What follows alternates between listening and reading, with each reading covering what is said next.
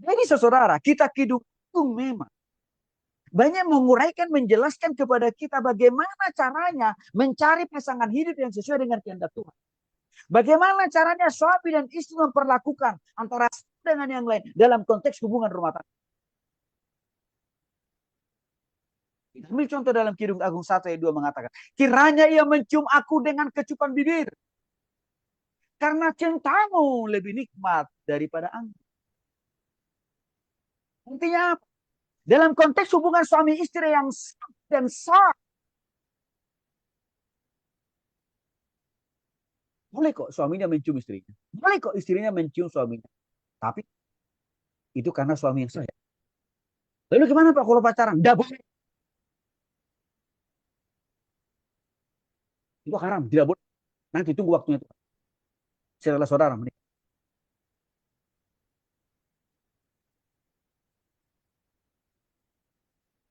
Maksud saya katakan tadi, hubungan seks itu adalah anugerah yang diberikan kepada setiap suami dan istri dan harus dipergunakan dalam konteks hubungan suami dan istri.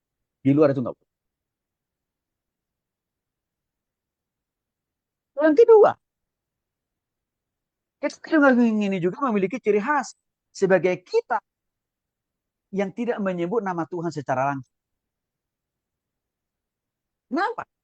Tidak ditulis nama Tuhan secara langsung mulai dari pasal 1 sampai dengan pasal 8. Karena ada keistimewaan daripada kitab Kidung Agung ini dibanding kitab yang lain.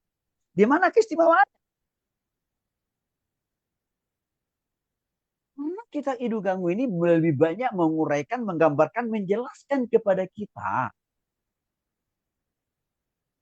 Yang pertama adalah Allah kita juga Allah yang romantis. Maksudnya gimana itu? Allah kita juga Allah yang mau ingin dekat hidup dengan kita. Allah kita itu juga tidak ingin jauh dari kita. Kedatangan Kristus ke dunia ini adalah bentuk konkret betapa Allah itu mau dan ingin lebih dekat dengan kita sebagai kita.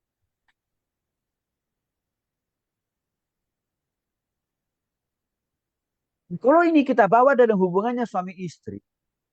Suami istri itu nggak boleh menjaga jarak yang jauh. Saya langsung kasih contoh. Ini ada pasangan suami istri dokter mereka dua-duanya. Suaminya ditempatkan di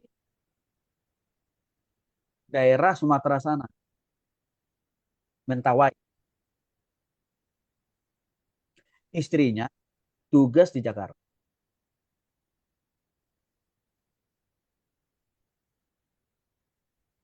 Waktu itu saya dikonfirmasi oleh si istrinya yang dokter. Dia tanya ke saya, Bang Tony, menurut abang gimana ini? Setelah kami menikah, suami saya kerja di Mentawai, saya masih di sini. Saya bilang nggak boleh begini, nggak boleh begini terus. Saya bilang. Jadi gimana? Itu suamimu jadi dokter di Mentawai, statusnya gimana? ASN, oh paham. Berarti dia terikat kontrak dengan Pemda. Kamu statusmu gimana? Oh saya swasta. Udah, gini, kamu tinggalkan pekerjaanmu jadi dokter di Jakarta.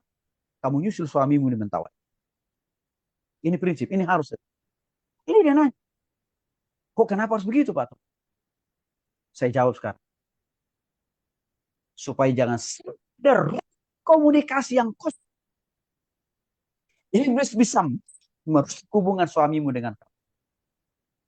Supaya jangan sampai jarak yang jauh antara kamu dan suami. Si bonus. Kau bisa selingkuh dan suamimu juga bisa selingkuh. Apalagi kalian sama-sama punya. Pergi kau dengan suami. Dan itu prinsip Alkitab. Apa yang dipersatukan oleh Tuhan tidak boleh dipisahkan oleh karena pekerjaan, oleh karena profesi, kecuali oleh karena kematian. Tapi gimana Pak? Nanti kalau di sana saya nggak langsung dapat pekerjaan, kamu pergi aja dulu. Lakukan dulu firman Tuhan. Tuhan tahu ilmu kedokteranmu tidak akan pernah sia-sia. Pasti dia pakai Tuhan. Pergi dia. Nggak sampai berbulan-bulan langsung Tuhan kasih pekerjaan dia jadi dokter, jadi tugas juga di sana, bantu suami. Nah, artinya begini saudara, hubungan jarak jauh itu beresiko tinggi. Iblis masuk. Gimana gimana kedua belah pihak laki-laki dan perempuan bisa selingkuh. Dan kita sudah berumah tangga sekalipun, hamba tuh sekalipun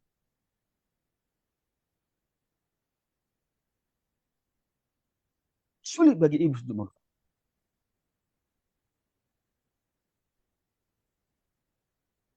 Karena ini yang saya menemukan banyak kasus-kasus yang seperti ini. Kadang-kadang kita hamba-hamba Tuhan, kita tahu jemaat kita pekerjaannya suami istrinya jauh di luar pulau gitu ya. Tapi kita biarkan aja. Kayaknya rumah tangga mereka hancur.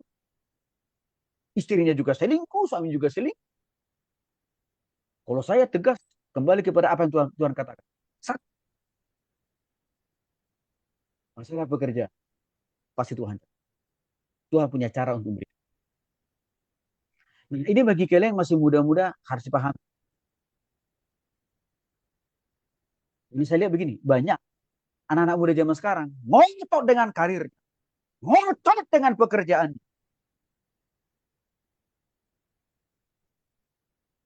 Dan ini tak mereka memilih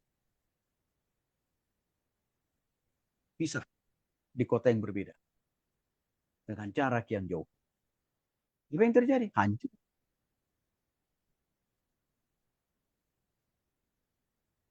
Kayak ini harus dipahami. Karena simbolis itu tidak mengenal. Kita ini hamba Tuhan atau bukan nggak mengenal. Enggak takut. Bagi dia selagi ada ruang-ruang kosong, dia akan pakai. Nah, ini penting, saudara.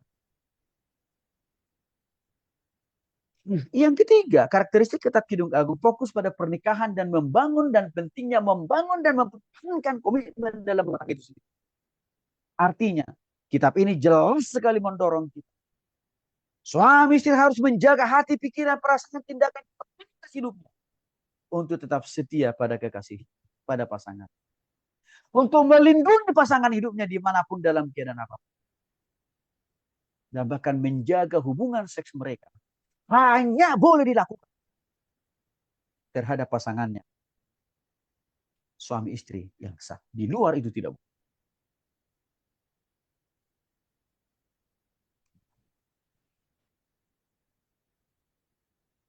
Saya sudah singgung tadi memang kitab Kidung Agung ini banyak memakai istilah lambang simbolis atau metafor.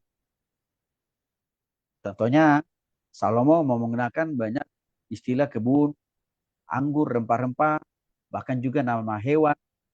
Ya, misalkan di Kidung Agung 2 ya, bunga mawar dari Saron, ya aku bunga baku dari lembah. Sekali lagi ini mau menjelaskan ya kesederhanaan, kerendahan hati suami dan istri untuk saling mengasihi satu dengan yang lain. Nah, yang berikutnya peran gadis sulam yang aktif, artinya berbeda dengan budaya. Nah, begini Mas Bapak. Ada namanya budaya patriarki. Budaya patriarki ini sebenarnya juga hampir-hampir dimiliki oleh semua suku di dunia ini.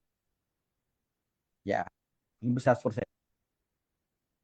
Di mana budaya patriarki ini begini. Biasanya budaya patriarki itu mengharamkan perempuan nembak duluan. Mengharamkan, melarang. Perempuan lebih duluan mengungkapkan rasa sayangnya terhadap laki-laki. Itu diharamkan, tidak boleh. Jadi harus dimulai dari laki-laki dulu. Rata-rata semua suku budaya di Indonesia mengadopsi budaya patriarki ini. Laki-laki yang harus lebih duluan mengungkapkan rasa sayangnya, rasa cintanya, rasa kesukaannya terhadap perempuan. Tapi Kidung Agung rupanya tidak sepanatik itu. Kidung Agung juga menghalalkan, memperbolehkan laki perempuan mengungkapkan rasa sayangnya, rasa sukanya terhadap pria pujanya. Boleh kok. Karena apa? Itu nggak dosa.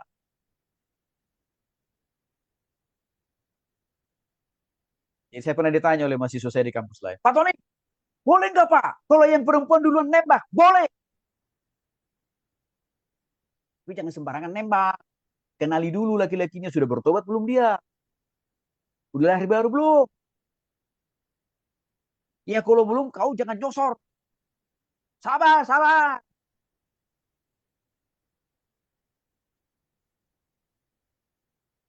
Saya pernah ngalamin itu Bapak. Adik-adik tinggal saya waktu saya kuliah. Iya, nembak terang-terangan. Saya bisa bilang, enggak lah. Saya anggap kamu saudara dalam Kristus. Nggak usah dulu pacar-pacaran kita, saya bilang. Nantilah selesai dulu saja. Ya saya nggak menganggap harga diri dia rendah, enggak. Saya justru hormat. Karena dia berani mengungkapkan isi hatinya kan. Nah jadi saudara, nggak salah. Kalau wanita mengungkapkan lebih duluan isi hati perasaannya kepada pria. Karena nggak ada unsur dosa di situ. Ya. Nah, tapi kita juga laki-laki, para laki-laki juga harus proaktif, harus peka gitu loh. Jangan hanya maunya yang didekati. Laki-laki juga harus lebih proaktif untuk melakukan pendekatan gitu. Ya, ini apalagi saudara yang sudah cukup umur. Saya berharap di 2026 ini ada keputusan-keputusan yang radikal. Untuk apa? Mengambil keputusan menikah. Apalagi yang sudah lulus S1 ya. Kalau yang belum S1, nanti dulu. Belum waktunya. Tapi yang sudah lulus S1 udah boleh lah. Ya, peka gitu. Kalau sudah Tuhan kasih tanda-tanda wanita yang baik hati, ya sudah. Gaspol aja. Ya, nyatakan isi hati. Karena satu periode, satu aspek dalam kehidupan saudara kan sudah saudara lalui. Kitab Kidung Agung menjadi istimewa dibanding kitab yang lain. Karena kitab ini fokus membahas, mengangkat tema tentang cinta yang kuat seperti maut. Artinya kitab Kidung Agung ini menjelaskan kepada kita panjang dan lebar bagaimana mengasihi mencintai Tuhan total.